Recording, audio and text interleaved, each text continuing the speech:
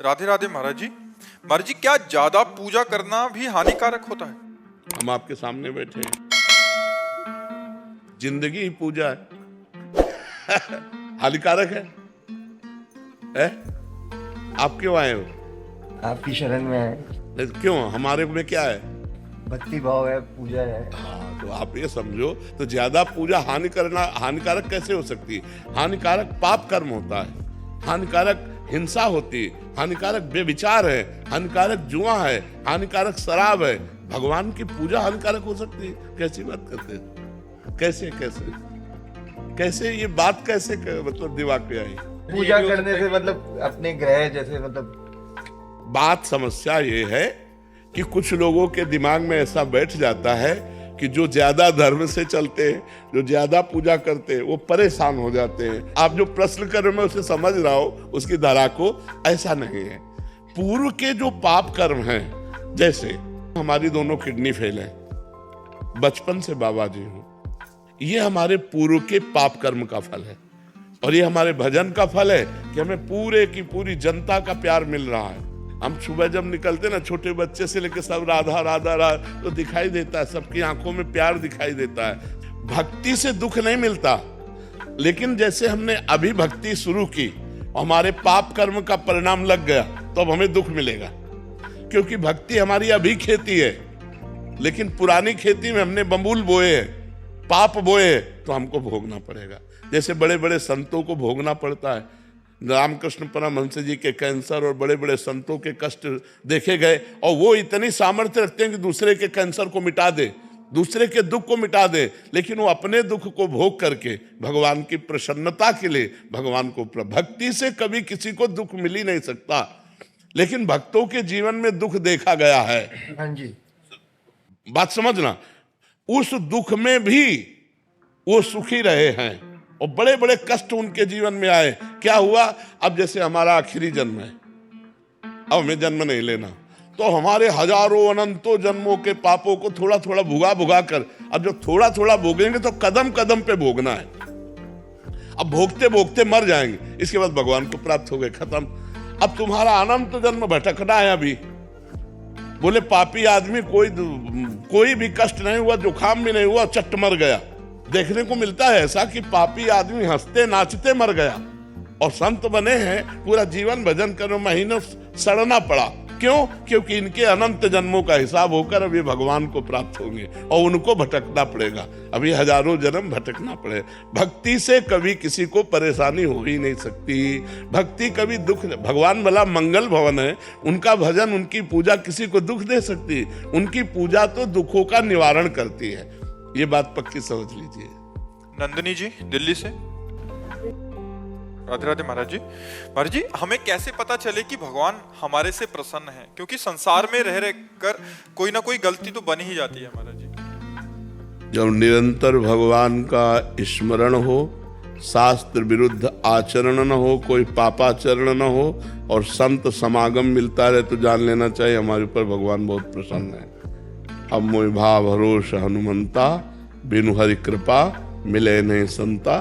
संत समागम मिलता रहे, पापाचरण का त्याग हो, निरंतर भगवान के स्मरण का, नाम जप का अभ्यास हो, तो भगवान हम पर प्रसन्न है। ये रुपया पैसा मिलना, नाना प्रकार की भोग सामग्री मिलना, नाना प्रकार का वैभव मिल जाना, ये पुण्यों का फल है, भगवान की कृपा का फल नहीं। सुत दारा धन लक्ष्मी पापियों के घर होए, संत समागम हरि कथा तुलसी दुर्लभ दोए। यदि संत समागम मिल रही, भगवान की कथा में रुचि हो रही, भगवान के नाम जप में रुचि हो रही है, तो हमारे ऊपर भगवान की कृपा है, भगवान हम पर प्रसन्न है। इसके अलावा हम भगवान की ओर प्रसन्नता को नहीं मानते। लोक वैभव की संपत्ति जो मरने के बाद हमारे साथ न जाए, वो भगवान की कृपा नहीं। भगवान की कृपा से भगवान का नाम जब चले, भगवान की कृपा से भगवान के भक्तों से प्रेम हो, भगवान की कृपा से भगवान की कथा में प्रेम हो, हमारे जीवन में भगवान का अस्तित्व आ जाए, इसी जन्म में हम भगवत साक्षात्कार कर लें, तो यह भगवान की प्रसन्नता है। अगर भजन चल रहा है ठीक, भगवान की कृपा है। संत समागम में रुचि है, भगवान की कृपा है। लीला कथा भगवान की सुनकर अश्रु आ रहा है, ये भगवान की कृपा है। इति चौधरी जी मथुरा से। राधे राधे महाराज जी। महाराज जी, नियम कानून के बिना पूजा सार्थक होती है क्या? हाँ, नियम कानून एक तरफ है, भाव एक तरफ है। किसका है? हाँ, भाव एक तरफ है। अगर भाव में भर करके नियम कानून का खंडन भी होता है तो उससे कोई फर्क नहीं पड़ता। जैसे श्री कर्माबाई थी, उन्होंने विचार किया कि जगन्नाथ जी को दिन में तो खूब भोग लगता है, लेकिन जब रात में पट बंद हो जाते हैं तो उनको फिर उनको भूख लगती होगी। उन्होंने अपने भाव से विचारा तो 3 बजे तड़के उठकर बिना नहाए धोए सबसे पहले खिचड़ी बनाई और जगन्नाथ जी को रो के पुकारती तो जगन्नाथ जी आने लगे, उनकी गोद में बैठ जाते और वो पूरी खिचड़ी पवाते। एक दिन 7 बजे लगभग सुबह स्नान करने जा रही थी तो एक संत भगवान मिल गए जो नियम कानून को जानने वाले थे और नियम से चलते थे। उनका कर्माबाई स्नान करने जा रहे हो? बोले हाँ। बोले क्या, किस प्रकार की तुम भक्त हो कि सूर्य उदय हो गया अब स्नान करने जा रहे हो? अरे भक्त तो तड़के स्नान करते हैं। तो उनका तड़के तुम ठाकुर जी का भोग बनाती है। अरे राम राम, कितना बड़ा अपराध करती हो, बिना स्नान किए बिना पवित्र हुए भोग बना के ठाकुर जी को, ये तो अपराध है। अब उन्होंने दूसरे दिन पहले स्नान और सब दिनचर्या की और भोग बनाया और बुलाया तो जे ही एक कवल पवाया सो वहां पर्दा मंदिर का हटने को ठाकुर जी अंतर ध्यान हो गए, चले गए। अब वहां खिचड़ी मुंह में लगी थी, एक कवल केवल। तो जगन्नाथ जी के पार्षदों ने पूछा कि जय जय, अभी तो भोग पधराया नहीं, ये मुख में भोग कैसे? अरे बोले कर्माबाई और नियम वाले के चक्कर में पड़ गई है तो एक ही कवल में कर्माबाई से कह दो मैं नियमों से प्रसन्न नहीं होता, मैं प्रेम से प्रसन्न होता हूँ, मैं प्रेम से अधीन होता हूँ। तो जब कभी भाव से भक्त पवाता है तो भगवान पाते नियमों के अनुसार नहीं। नियमावली तो प्रेम प्राप्ति के लिए है और प्रेम को भगवान स्वीकार करते हैं। भाव का भूखा हूं मैं, ना कि नियम का भूखा हूं मैं। भगवान ने क्या कहा? भाव का भूखा हूं मैं और भाव ही एक सार है। भाव से मुझको बजे तो भाव से बेड़ा पार है। भाव बिन सुनी पुकारे मैं कभी सुनता नहीं। भाव पूरित टेर ही करती मुझे लाचार है। भगवान को लाचार कर दे वो भाव।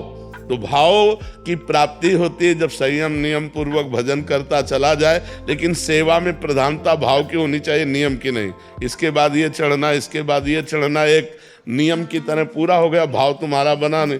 अगर खूब उत्साह है अंदर, जैसे अपने छोटे लाडले बच्चे को पवाना है, रोटी दाल सब्जी खीर पुआ जो भी बनाए और बड़े भाव से गए तो भगवान उसे प्राप्त पाते हैं। बोले भगवान कहते हैं पत्रम पुष्पम फलम तोयम ये में भक्ता प्रेक्षति। एक चुल्लू जल, एक तुलसी दल, एक फल या एक फूल भाव से मुझे समर्पित कर दिया जाए तो मैं उसे खा लेता हूँ। भाव ही प्रधान है। नियम के द्वारा भाव की पूर्ति होती है। अगर भाव नहीं है तो नियम का कोई महत्व नहीं है। अनिरुद्ध शर्मा जी। राधे राधे। राधे राधे महाराज जी। महाराज जी, पहले के कुछ सालों में मैंने बहुत पाप किए, पार्टीज में जाना, गलत लोगों के साथ बैठना। हाँ, कुसंग से गलतियां हो जाती। उस जीवन में खुश भी था, लेकिन एक महाराज जी कह रहे हैं कि कुंभ में गए रिसेंट, तो वहाँ साधुओं संतों का आचार्यों का संग हुआ तो इनको फिर ये सब अभी रुच नहीं रहा। और महाराज जी, क्या मुझे पहले पाप का भोगना पड़ेगा या कोई मार्ग है जिससे मेरे पहले उन पापों से? सर्वधर्मान परित्यज्य मामेकम शरणम ब्रज अहम त्वाम सर्व पापेभ्यो मोक्षयिष्यामि मा शुचा। भगवान कह रहे मेरी शरण में आ जाओ। शरण में जाने का मतलब है अब लो नशानी, अब ना नशी हो, आज तक जो गलती किया अब आगे नहीं करूंगा। हे हरि, मैं आपकी शरण में हूँ। निरंतर नाम जपने का अभ्यास करो। नाम संकीर्तनम यस्य सर्व पाप प्रणाशनम। भगवान का नाम कीर्तन समस्त पापों का नाश कर देता है। खूब नाम जप करो, राधा राधा राधा कृष्ण कृष्ण राम हरि, जो नाम प्रिय हो। और भगवान की शरण में रहो। शास्त्रों का स्वाध्याय करो, संतों का संग करो, गंदे आचरण का त्याग करो, सब पाप नष्ट हो जाएंगे। तो पाप में इतनी सामर्थ्य नहीं है, पाप में इतनी सामर्थ्य नहीं जितनी सामर्थ्य भगवान के नाम में है। तो हम नाम का आश्रय ले लें, खूब नाम जप करें भगवान का। गौरव सिंगल जी। राधे राधे महाराज जी। महाराज जी, मेरा प्रश्न है कि हम ऐसी कौन सी पूजा करें जिससे आपका स्वास्थ्य उत्तम रहे? आपकी सद्भावना है, आप वैसे हम स्वस्थ रहते हैं। ये अंदर का केवल भोग का विधान है कि हम स्वस्थ नहीं। अगर हमारा मन प्रसन्न है ना और शरीर में पीड़ा तो कोई फर्क की बात नहीं रहती। और अगर शरीर स्वस्थ है और मन पीड़ा में, डिप्रेशन में तो पीड़ा ही पीड़ा है। हमारा मन प्रसन्न रहता है। आप सबके आशीर्वाद से, श्री जी की कृपा से हमारे मन की स्थिति लाडली जू में रहती, इसलिए हम हर समय प्रसन्न रहते हैं। आपसे हंस रहे हैं, आपसे बात कर, भला कोई पीड़ा युक्त आदमी ऐसे बात करेगा? तो ये कृपा है। और हम चाहते हैं कि सब लोग भजन करो और ऐसी स्थिति प्राप्त करो कि बड़े से बड़े दुख को रौंद करके मुस्कुराते हुए निकल जाओ। भजन के द्वारा ये हो सकता है, रुपया के द्वारा नहीं हो सकता। ये हर किसी परिस्थिति में हम दुख में मुस्कुराएं, ये केवल भगवान के बल से हो सकता है और दूसरी परिस्थिति में।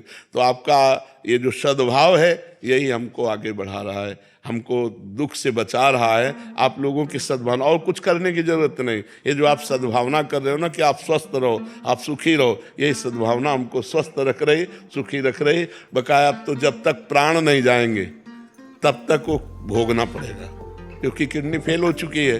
सब ब्रजवासियों का आशीर्वाद, संतों का आशीर्वाद, आप सबका प्यार ही हमको सुरक्षित किए हुए। चिंता मत करो, जब तक जिएंगे तो दहाड़ते रहेंगे, जब जाएंगे तो श्री जी के पास दहाड़ेंगे।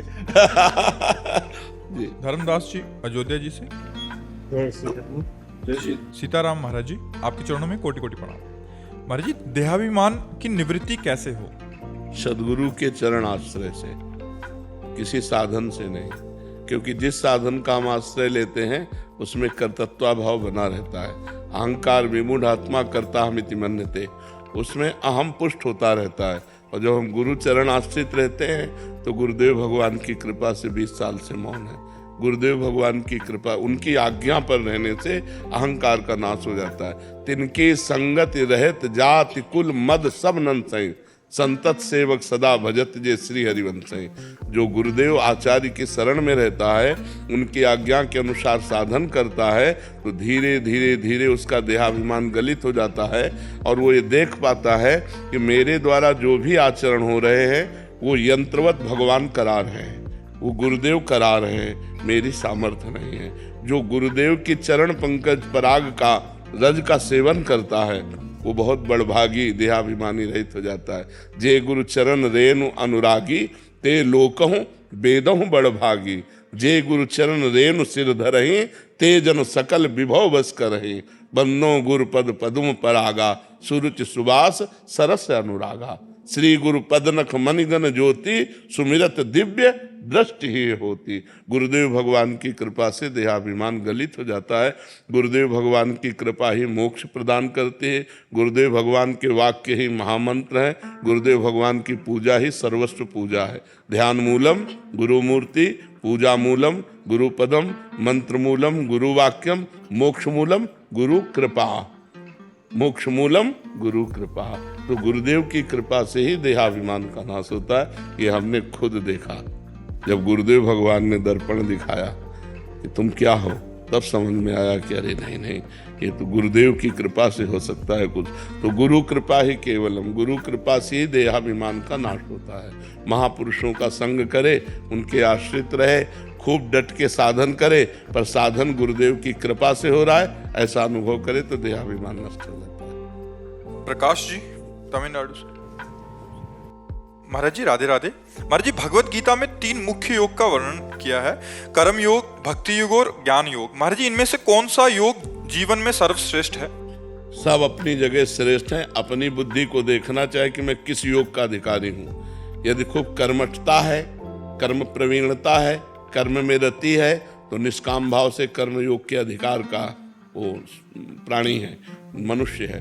जो भगवान की चर्चा सुनते ही हृदय आसक्त हो रहा है, दैन्यता है, भगवान का नाम प्रिय लगता है, लगता मेरे से तो कुछ हो नहीं सकता, हे भगवान शरणागत प्रतिपाल।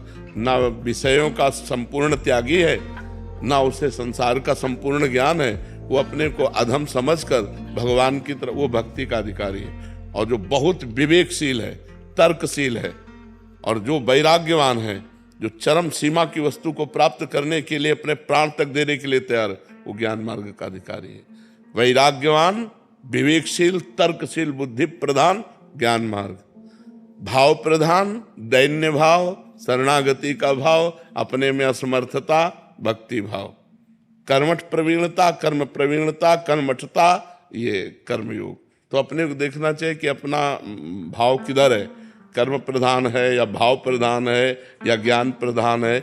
जिधर हो उधर मार्ग भगवान ने इसीलिए अलग अलग सबको एक मार्ग में नहीं चलाया जा सकता, और सबका फल एक ही है। परिणाम में सबका फल एक ही, संसार बंधन से मुक्त होकर आत्मस्वरूप में स्थित होना ज्ञान मार्ग, संसार बंधन से मुक्त होकर भगवान के प्रेम में डूबना भक्ति मार्ग, संसार संबंध से रहित होकर के परमात्मा स्वरूप में स्थित होना कर्म योग। वही परमात्मा है, वही भगवान है, वही ब्रह्म है। जो ज्ञानी लोग जिसे ब्रह्म कहते हैं, भक्त उन्हें भगवान कहते हैं, योगी उन्हें परमात्मा कहते हैं। तत्व तो एक ही है। समझ गए ना आप? ब्रजेश कुमार जी बिहार से। राधा वल्लभ जी। महाराज जी श्री हरिवंश, महाराज जी आपके चरणों में कोटि कोटि प्रणाम। महाराज जी बचपन में से ये सुनते आ रहे हैं कि हम शरीर नहीं हैं, आज तक जान क्यों नहीं पाए कि अपने आप को आत्मा के रूप में देखना इतना कठिन? साधन, जब तक साधन नहीं करोगे तब तक नहीं। साधन करो, साधन करते करते साधन का अभिमान त्याग हो जाएगा, तब समझ में आ जाएगा। बिना भजन के बाद समझ में आ जाएगी। आपने पकड़ा है तो आपको ही छोड़ना पड़ेगा। जब आपको ज्ञान होगा तभी तो आप छोड़ सकते हैं। संसार ने आपको पकड़ा है क्या? नहीं। वस्तु, व्यक्ति, स्थान, संसार का स्वरूप ये जड़ है। आप चैतन्य अविनाशी सच्चिदानंद भगवान के अंश हैं, तो जड़ चैतन्य की गांठ कभी पड़ ही नहीं सकती। लेकिन आपका संबंध न संसार से था, न है, न रहेगा। पर आपने पकड़ रखा है, संसार ने आपको नहीं पकड़ रखा है। तो आपको जब तक ज्ञान नहीं होगा तब तक आप संसार का राग नहीं त्यागेंगे। हम पकड़े तो हम ही को छोड़ना पड़ेगा। जबरदस्ती कोई कितना भी करे थोड़ी छूट जाएगा। बंदे कीर मरकट की नाई, तो हम ही ने पकड़ा है। अब ये हमको ज्ञान हो आंतरिक, बाह्य ज्ञान से ये नहीं होता। ये बाह्य ज्ञान से नहीं छूटने वाला कि हम आत्मा हैं, हम शरीर नहीं हैं, ऐसा कहते हुए भी भोगों में जाओगे जब तक भजन नहीं होगा। बारी मथे घृत होए बरु, सिकता ते बरु तेल, और बिनु हरि भजन न भवतरी या सिद्धांत। डट के भजन करो, अभी ज्ञान प्रकट हो जाएगा। पवित्र आचरण करो, पवित्र भोजन, शास्त्र स्वाध्याय, संयम से रहो, और फिर अपने आप सतमार्ग में बढ़ेगी बुद्धि। और जैसे जैसे बुद्धि बढ़ेगी तो आपको दिखने लगेगा कि ये संसार मेरा नहीं। अच्छा, किसका हुआ है संसार? पूरा जीवन पढ़ लिख करके बड़े पदाधिकारी बने, करोड़ों अरबों रुपए कमाए, मकान बनाया, लड़का बच्चा परिवार, मर गए, एक चौवन्नी पास नहीं, कुछ साथ नहीं जाएगा, तो पूरा जीवन बेकार हो गया ना। अब अगले जब योनि में जाओगे तो इनकी याद रहेगी क्या? जैसे पिछले योनि में हमारा पूरा परिवार सब कुछ था, अब याद है क्या? नया फिर दुकान मकान, फिर ये कब तक चलता रहेगा? अनंत जन्म हो गए यही करते हुए। ये ज्ञान होता है जब भजन करता है जी, तब अरे ये मेरे नहीं है, मैं तो भगवान का हूं, मैं परमात्मा स्वरूप हूं। ये बिना भजन के थोड़ी ज्ञान आ जाएगा। पूरा जीवन बर्बाद कर रहे लोग, खूब पूरा जीवन पढ़ाई में लगा दिया, खूब कमाई में लगा दिया, बुढ़ापा आ गया, भोग भोग करके इंद्रियां शिथिल हो गई, मर गए, हाथ कुछ नहीं लगा। जब यहां से गए तो वही पाप की गठरी और पुण्य जो हाथ लगा, कुछ नहीं लगा। भजन तो किया नहीं। अगर भजन किया तो वही साथ जाएगा, अन्यथा यहाँ पे कुछ। और सब जानते हैं, और जान करके सब अनजान बने हुए। सब उनको लगता है वो मरा, मैं थोड़ी मरूंगा। उनको लगता है उसका छूटा, मेरा थोड़ी छूटेगा, मेरा तो सब मेरे साथ जाएगा। ये जीव का अज्ञान भगवान से विमुख करके दुर्गति कराता रहता है। निपुण जी दिल्ली से। महाराज जी आपके चरणों में कोटि कोटि प्रणाम। महाराज जी, प्रेम भाव भक्ति या शास्त्र अनुसार भक्ति में किससे ज्यादा अपनापन आएगा? बिना शास्त्र अनुसार भक्ति किए प्रेम भाव प्रकट ही नहीं होता। तस्मात् शास्त्रम प्रमाणम ते कार्य व्यवस्थित। वो दो भाग नहीं है। प्रथम सीढ़ी है, शास्त्र के अनुसार चलो, कर्म करो, शास्त्र के अनुसार हर कर्म करके भगवान को समर्पित करो, नाम जपो, भगवान की लीला कथा सुनो, भगवान का स्मरण करो, भगवान नाम कीर्तन करो। इसी भक्ति से प्रेम योग आ जाएगा। प्रेम ऐसे थोड़ी प्रकट हो जाता है। साधन भक्ति करते करते फिर अनुराग भगवान से प्रकट हो जाता है। जब बहुत समय तक कथा सुने, भगवान नाम कीर्तन करे, शास्त्र मर्यादा के अनुसार चले, तो जब नव लक्षण भक्ति कराही तब तीन प्रेम लक्षणा पाही। नवधा भक्ति का अनुष्ठान करते करते प्रेम लक्षणा भक्ति जागृत हो जाती है। प्रेम लक्षणा स्वयं थोड़ी होती है, भजन नसेनी प्रेम की, प्रेम रूपी ऊंचाई पर चलने के लिए खूब भजन करना पड़ेगा। और भजन न होई संग बिनु, भजन बिना नहीं प्रेम, छिन्हू भजन छाड़िए धरिए या ध्रुनेम। बिना भजनानंदी महात्माओं के संग के भजन नहीं होता, बिना भजन के प्रेम नहीं होता। तो तस्मात् शास्त्रम प्रमाणम ते कार्याकार्यो व्यवस्थित हो, कार्य और अकार्य की व्यवस्था शास्त्र में जो की गई है उसके अनुसार चला जाए और नाम जप किया जाए, कीर्तन किया जाए, भगवत कथा सुनी जाए, भगवत सेवा की जाए, परोपकार किया जाए, तो हमारे अंदर प्रेम लक्षणा भक्ति जागृत हो जाएगी। प्रेम कोई अलग से थोड़ी आता है, और जो हमारे अंदर प्रेम है वही प्रेम समेट करके प्रभु के चरणों में समर्पित करना है। माता में, पिता में, भाई में, बंधु में, रुपया में, मकान में, संसार में, जहाँ जहाँ हमारी ममता है, सबकी ममता ताग बटोरी, मम पद मनहि बांधि बर डोरी। भगवान के चरणों में सबकी ममता को समेट करके समर्पित कर दो, खूब नाम जप करो, खूब कीर्तन करो, देखो भगवान से प्रेम हो जाएगा। समझ पा रहे हैं आप?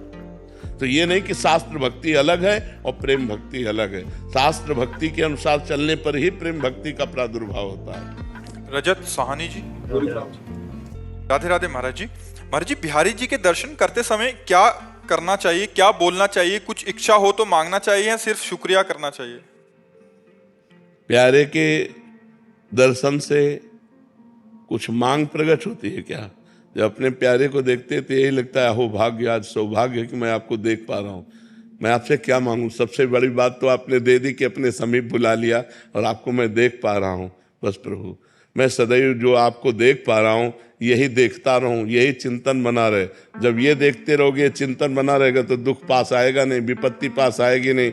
और जिसके हृदय में भगवान का चिंतन होता है, तो जैसे नदियां बिना चाह के समुद्र के पास स्वयं ही जा रही हैं दौड़ती हुई, ऐसे धर्मात्मा भगवत चिंतन करने वाले के पास अपने आप सारी संपत्तियां सुख आती रहती हैं। और जो भगवान से विमुख है, अधर्माचरण करता है, तो बिना बुलाए विपत्तियां उसको घेरे रहती हैं। समस्याएं, चिंता, शोक, भय, ये पाप का फल है। और जब हम भगवान का चिंतन करते हैं, धर्म से चलते हैं, तो सुख, निर्भयता, निशोकता, निश्चिंतता ये हमारे हृदय में छाई रहती है। बिना बुलाए जैसे नदियां समुद्र के पास जाती है, ऐसे धर्मात्मा पुरुष के पास बिना बुलाए समस्त वैभव आ जाता है। तो बिहारी जी दर्शन करने को मिले, बिहारी जी से कहो आपके चरणों में प्रेम हो, आपका नाम स्मरण हो। प्रभु, मैं सदैव जो झांकी देख रहा हूँ ये मेरे नेत्रों में बस जाए, ऐसी कृपा करो। ऐसा ये मांगना चाहिए, ऐसी कृपा करो कि ये झांकी कभी हमारे नेत्रों से ना हटे।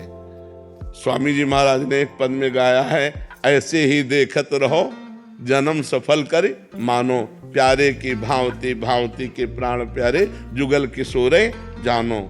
ऐसे ही देखत रहो, जन्म सफल कर मानो। जीवन की सफलता क्या है? ऐसे बिहारी जो आप वृंदावन बुलाते रहो, मैं बार बार आपको देखता रहूं, कुंज बिहारी ऐसा नाम जप करता रहूं। इससे बड़ा जीवन में और क्या लाभ हो सकता है? क्या मांगोगे उनसे?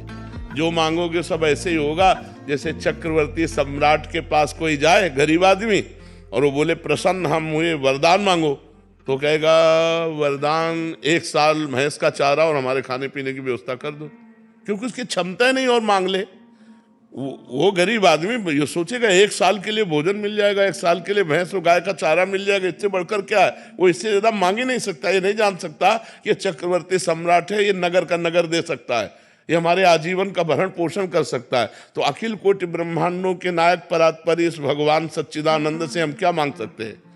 बहुत से बहुत क्षुद्र विषय मांगेंगे, स्त्री मिल जाए, पुत्र मिल जाए, रुपया मिल जाए, पैसा मिल जाए, मुकदमा जीत जाऊं, ये सब क्या है? ये ऐसे जैसे चक्रवर्ती सम्राट से घूस मांगा जाए, ये सब नाशवान पदार्थ हैं। बिहारी जी से अगर मांगे तो यही मांगे कि आपको जो अच्छा लगे दे दो, हमें अच्छा लगता है आपको देखना, आपका सुमिरन करना, आपको जो अच्छा लगे वो आप दे दो। तो अपनी स्थिति से जब देंगे ना तो निहाल कर देंगे। सुदामा जी को दिया बिना मांगे, तो जैसी द्वारिकापुरी वैसी सुदामापुरी बुला दी। सुदामा जी मांगते तो कितना मांगते, जब मांगा नहीं तो बिन मांगे अनमांगे आगे आवे गो। बहुत देने वाले दाता हैं, वो निहाल कर देंगे। समझ पाए आप? बिंदा देवी जी बिहार से, राधे राधे महाराज जी। महाराज जी, आप कह रहे हैं कि नाम जब करते हैं तो मन इधर उधर जाता है, पर सत्संग, प्रवचन, लीला, श्रवण इत्यादि करते हैं तो उसमें रुचि आ जाती है। तो महाराज जी नाम पर आपको बताएं, सत्संग और लीला श्रवण से भक्ति बढ़ती है, पर मन निर्मल होता नाम जप से। इसलिए सबसे कठिन काम नाम जप है। जहाँ नाम जप में मन लगाओगे, आप ऐसे कीर्तन सुनो, भजन सुनो या और कुछ करो, मन देखो, मन राजी होने के बाद तो देखो 3 घंटे फिल्म तुम्हारे मन के अनुसार लगी हो तो 1 मिनट का ही नहीं जाएगा। तो उससे मन की निर्मलता थोड़ी हो जाती है। मन राजी होने की खास बात नहीं है, मन को निर्मल करना खास बात। तो नाम है मन को डिलीट करता है। जैसे हम नाम जब शुरू करते हैं तो जे भी मन में जितने भी मैसेज भरे अनंत जन्मों के, वो निकलना शुरू होते, काम क्रोध के, भूत भविष्य के, तो वो सब निर्मल होते। इसलिए नाम जप अत्यंत आवश्यक है। अंदर ही अंदर अंदर अंदर नाम जप करो, मन लगे ना लगे। भाव कुभाव अनखालसहु, नाम जपत मंगल दिश दसहु। चाहे भाव से, चाहे कुभाव से, चाहे आलस्य से, चाहे जैसे भी नाम जप करे, नाम जपने से 10 दिशाओं में उसका मंगल होता है। मन निर्मल होता है भजन करने से। जितना भजन करोगे उतना ही मन निर्मल होगा। और मन निर्मल होकर जब कथा सुनो तो आंसू आने लगेंगे, भगवान के प्रति भाव बढ़ने लगेगा। तो हमें लगता है थोड़ी देर कथा सुने, थोड़ी देर कीर्तन करे, पर अधिक देर नाम जप करे। नाम जप अत्यंत आवश्यक। बिना नाम जप के तो हमें लगता है मन भगवान में लगेगा ही नहीं। नाम जप जरूर करना चाहिए। कथा वार्ता सुनने में मन लग रहा है ठीक है, लेकिन मन निर्मल विशुद्ध होगा वो नाम जप करने से। भगवान की कथा से भी निर्मल होता है, भगवान की लीला कथा का पाठ करने से भी निर्मल होता है। लेकिन नाम जप अत्यंत आवश्यक। नाम जप बिल्कुल मन को निर्मल कर देता है। मन की हर बातों को डिलीट करके निर्मल मन भगवान की प्राप्ति का हेतु होता है। इसलिए नाम जप जरूर करना चाहिए। ये नहीं कि हम केवल मोबाइल से सत्संग सुन लिया तो हो गया, नहीं। सत्संग का फल है नाम जप। साधन को हरि भजन है, कह सत्संग सहाय। सत्संग सहायता करेगा, लेकिन मुख्य जो बात है वो भजन है। इसीलिए भजन के बिना विनिश्चितम बदामिते नान्यथा वचांस में हरिम भजनते नरा भव सागर तरंतिते। जो भगवान का नाम जप करते हो निश्चित भव सागर से तर जाते हैं। तो नाम जप जरूर करना चाहिए। संजय गोपाल जी बुलंदशहर से। राधे राधे। राधे राधे महाराज जी। महाराज जी ये कह रहे हैं कि ये जागरण कीर्तन सुंदरकांड प्रोफेशनली करते हैं, तो महाराज जी कह रहे हैं कि क्या उतना ही पुण्य फल मिलता है जितना अन्य पूजा पाठ करने वालों को मिलता है? अगर रुपया लेते हो तो फिर नहीं मिलेगा,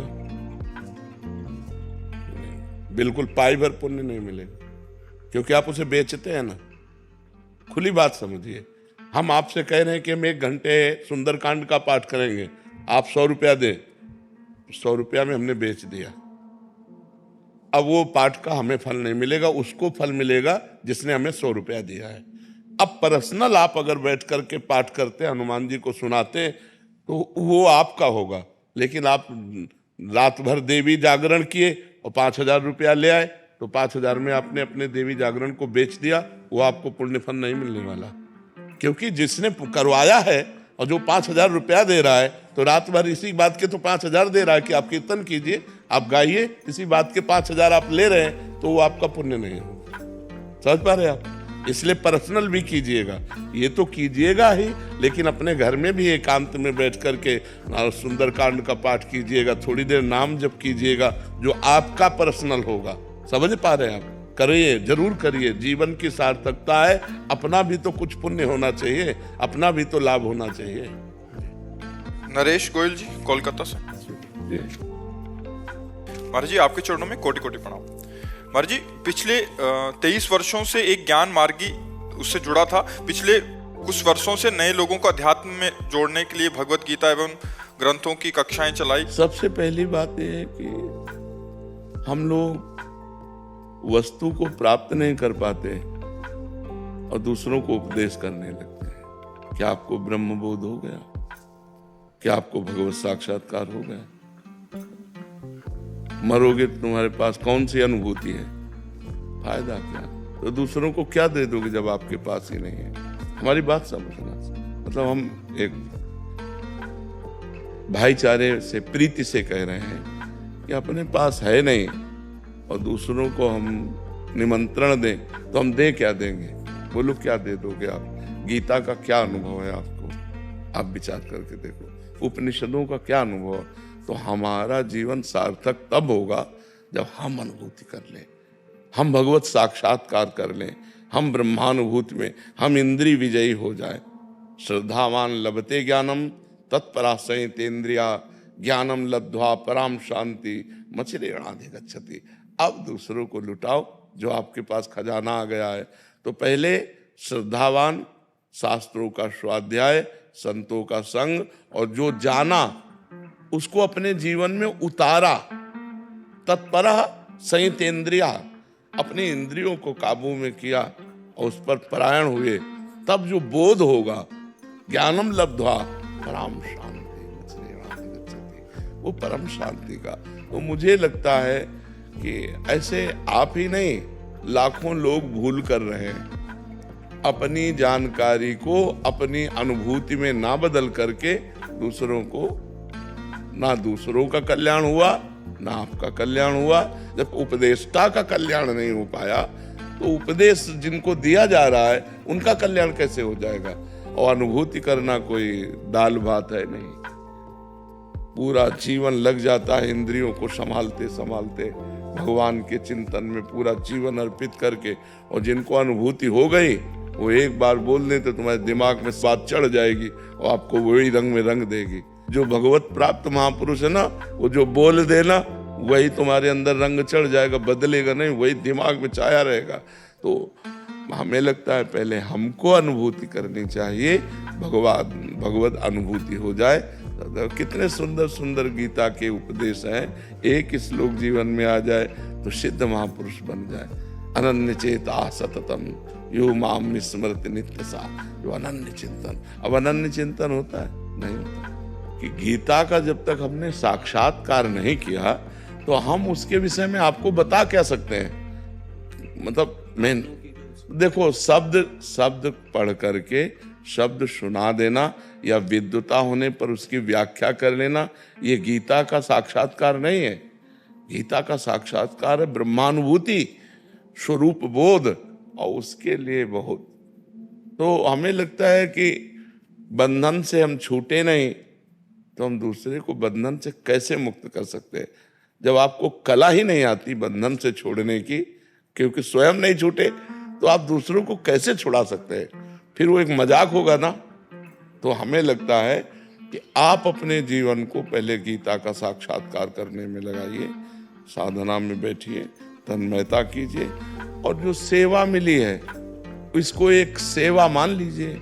हाँ, सेवा मान कर कीजिए, लेकिन ये मत मान लीजिए कि आप गीता के उपदेष्टा हैं। गीता की अनुभूति, हजारों लोग टीका कर रहे हैं, गीता जी की हजारों लोग टीका कर रहे हैं, लेकिन बिना श्री कृष्ण साक्षात्कार किए, बिना ब्रह्मा अनुभूति किए, मुझे लगता है गीता का रहस्य नहीं समझो। भगवान की वाणी है। हाँ, जो शब्द लिखे पढ़ के तुम बोल दो वो बात अलग है। ऐसा अनुभूति हो करके बात करना, ठीक है महाराज जी। वो एक्चुअली क्या है कि हमारे यहाँ दीक्षा की कोई पद्धति नहीं है, तो कुछ वर्षों से मैं अपने जो इष्ट जिनको मुझे बहुत प्रिय हैं उनके बीज मंत्र का जाप खुद ही कर रहा हूँ, और नाम जाप आपके बोलने से शुरू कर दिया। तो ये क्या सार्थक हो? दीक्षा के बिना भी हो जाएगा क्या? अब मान लो आपने जहां से मंत्र लिया है, बीज मंत्र बस अपने मन से ही, वैसे देखो, अर्जुन जी भगवान के मित्र थे, सब बातचीत होती थी, लेकिन गीता जी भगवान ने उपदेश नहीं किया कभी। जब अर्जुन जी ने कहा कार्पण्य दोषो प्रहत स्वभावा प्रच्छामि त्वाम धर्म सम्मूढ़ चेता, मैं कायरता रूपी दोष से युक्त हो गया हूं, मेरी बुद्धि मूढ़ हो गई है, मेरा परम श्रेय कल्याण किसमें है? भगवान नहीं बोले, तब बोले शिष्यस्ते हम साधिमाम त्वाम प्रपन्नम, मैं आपका शिष्य हूं और आपकी शरण में हूं। दोनों बातें, आपका शिष्य हूं और आपकी ही शरण में हूं। अब मेरा श्रेय क्या है, मेरा कल्याण क्या है, इसमें बता। इसलिए किसी महापुरुष के आश्रित होइए और उनके श्रीमुख से मंत्र और नाम आदि लेकर उपासना में लगिए, जैसी परंपरा है। देखो, स्वयं भगवान श्री कृष्ण संदीपनी जी को गुरु बनाते हैं और उनके चरणों में बैठ करके, तो अगर भगवान को इस तरह बोध न कराना होता तो जिनकी श्वासों से चारों वेद प्रकट हुए वो भगवान काहे को शिष्य बनते? जाकी श्वास वेद श्रुति चारी, सो हरि पढ़े या चरज भारी। वो शिष्य बनकर हाथ जोड़े नीचे बैठे और संदीपिनी जी ऊपर गुरु पद पे बैठे। हमें लगता है किसी महापुरुष का आश्रय ले लिया जाए, तभी हमारा जो जीवन उन्नति अध्यात्म की होगी उसमें सार्थकता आपको खुद समझ में आने लगेगी कि पूर्व पक्ष क्या था और अब का पक्ष क्या है, खुद आपको अनुभव में आने लगेगा। ध्यान में जैसे वो बैठते हैं तो उनका मतलब नाम रूप का ध्यान करे तो उसमें कोई नाम का ही ध्यान करना चाहिए, तब वो रूप प्रकाशित होता है। नाम का ध्यान, नाम सच्चिदानंद में, जैसे राधा, अब ये रा बड़ा की मात्रा, धा बड़ा की, ये सच्चिदानंद है। अब हम एकाग्रता कर रहे हैं, संसार का चिंतन छूट रहा है, सच्चिदानंद में नाम, वही रूप प्रकाशित हो जाएगा, अपना काम बन जाएगा। श्री राधे महाराज जी। महाराज जी, ये आपका सत्संग सुनते हैं और एक दुख से बाहर निकले हैं उसी सत्संग। महाराज जी, इनकी 17 वर्षीय बेटी थी, 2.5 साल पहले अपने स्कूल के बच्चों की मारपीट की वीडियो अपने पिताजी के फोन से लेकर अपनी एक सहेली को भेज दी। उसके बाद वो वीडियो वायरल हो गई। इस कारण उसके पिताजी ने उसे डांटते हुए कुछ कड़वे वचन बोले। 3 दिन तक दोनों एक दूसरे से बोले नहीं और वो इतनी कठोरता सह नहीं पाई और उसने आत्महत्या कर ली। महाराज जी, इस आत्महत्या के दोषी हम हैं या उसके और उसके हमारे प्रारब्धवश हैं? हम प्रायश्चित क्या करें? ये मूर्खता है, मूर्खता है, इसमें दोष की बात नहीं, इसमें मूर्खता है। क्या है, पापा है, 3 दिन नहीं बोल रहे, 4थे दिन बोलेंगे, 5वें दिन बोलेंगे। हमको अपनी तरफ से सॉरी बोलना चाहिए। मान लो हमारे पिता हैं तो हमें आप कर लेने से कोई निदान हो गया क्या? प्रेत योनि मिलेगी जा करके, भूत प्रेत की योनि मिलेगी। उसका हमें लगता है कि अगर आप लोग कर सको तो 1 सप्ताह की भागवत उसके लिए करवा लो, हो गए। हाँ तो बढ़िया है, लेकिन दोष उसी जीवात्मा का है जो स्वयं कर रहा है। अगर हम उसको प्रेरित करें और फिर वो बात करे तो वो बात होती है। अब अपने आप विचार करके, बच्चे हैं, अब वो हमें लगता है कि बच्चों को प्रोत्साहन देना चाहिए और ऐसी परिस्थिति ना प्रकट की जाए। माता पिता को भी चाहिए कि बच्चों से फ्रेंडवत, मित्रवत व्यवहार करें, जिससे वो उनके जो अंदर छुपी हुई भय या छुपा हुआ संकोच या छुपा हुआ अपने को मारने की बातें वो सब निकल जाएं। अब बच्चों को थोड़ा मित्रवत व्यवहार करना चाहिए, ऐसा भय नहीं दिखाना चाहिए कि अगर बाहर मान लो गलती भी हो गई कोई, तो घर में आके अपनी मम्मी से बात कर ले, अपने पापा से बात कर ले। पापा को चाहिए कि मित्रवत व्यवहार करे। जब बच्चा सयाना हो जाए तो दोस्त की तरह व्यवहार करना चाहिए, कभी पास बैठ करके प्यार से बात करना चाहिए, क्या चल रहा है, मतलब एक दोस्त की तरह, डराना नहीं चाहिए। देखो कोई भी गलती करना, हम तुम्हारे दोस्त की तरह तुम्हारा हित चाहते हैं, तुम हमें बता देना, ऐसा व्यवहार नहीं करना चाहिए। बच्चे गलत करके मान लो गलत हो गया, अब उनको ये भय कि पापा जान जाएंगे और उधर दूसरा ब्लैकमेल कर रहा है, तो सोचते हैं इससे अच्छा कर लो, इससे अच्छा कर लो। तो हमें लगता है ऐसी परिस्थितियां हम अपने बच्चों के सामने ना आने दें, अच्छा है, क्योंकि बच्चे तो नादान होते ही हैं, उनकी नादानी में बात हो जाती है, उनको ज्ञान नहीं, आत्मा इतना बहुत बुरा पाप है। जीवन की पहली गलती की। हाँ बिल्कुल बिल्कुल बिल्कुल, हाँ वही तो कह रहा हूँ, हाँ नए बच्चों से ऐसे हो जाते हैं, बच्चे से गलतियां हो जाती, पर माता पिता को भी चाहिए कि सावधान नहीं लगने दिया। हाँ। राधे राधे महाराज जी। महाराज जी, आप कह रहे हैं कि पिछले 2 साल से सत्संग कीर्तन सुन रहे हैं, महादेव की भक्ति पिछले 10 साल से कर रहे हैं, अभी राधा नाम।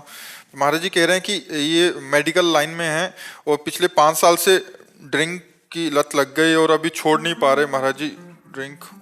हाँ तो ठीक नहीं है। और कह रहे कि पर प्रभु को पाना चाहती हूँ। नहीं, गलत बात है, गलत, बिल्कुल गलत बात है, बिल्कुल गलत बात है। आप रोज बताओ कि मैं रोज गंगा नहा के आती हूँ, लेकिन ये भी बात तो समझो गटर में रोज डुबकी लगा रहे हो। ये जो मद्यपान है ये हमारे शास्त्र विरुद्ध है। 5 में कलयुग का वास है और महापाप बताया गया है। पर स्त्री गमन, मदिरापान, द्वितखीड़ा, हिंसा और जुआ, किसी की हत्या कर देना, हत्या करने वाला या जुआ खेलने वाला या पराई स्त्री से भोग करने वाला या मांस खाने वाला या शराब पीने वाला, ये सब, ये कभी भगवत प्राप्ति की बात ही नहीं हो सकती। ये तो पहले गंदी बात छोड़ो ना, अगर भगवत प्राप्ति चाहते तो गंदी बात छोड़ो। ये क्या मनमानी आचरण, ये क्या है? एक बार अपने ऊपर घृणा तो पैदा करो कि आप कितना गलत कर रहे हैं। जब तक उसे दोष दृष्टि नहीं मानोगी तब तक तो चलता रहेगा ना।